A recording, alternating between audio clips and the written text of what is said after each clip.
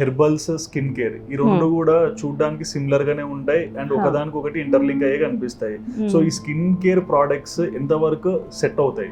Okay, so first నేను skin care గురించి మాట్లాడతాను, తర్వాత herbals care. Okay, skin care అనగానే చాలా మంది ఏమనుకుంటారంటే బయట ఏదో క్రీమ్ రాసేసుకున్నాం, లేకపోతే ఏదైనా పార్లర్కి వెళ్ళి మనం ఫేషియల్స్ ఏవో చేయించుకున్నాం, స్కిన్ ట్రీట్మెంట్స్ చేయించుకున్నాము, సో అది సరిపోతుంది. మనకి లోపల ఎంత ఎలాగా ఉన్నా మన ఇంటర్నల్ ఆర్గాన్స్ బయట స్కిన్ ట్రీట్మెంట్ తీసుకుంటే సరిపోతుందని ఒక పెద్ద అపోహ ఉంది.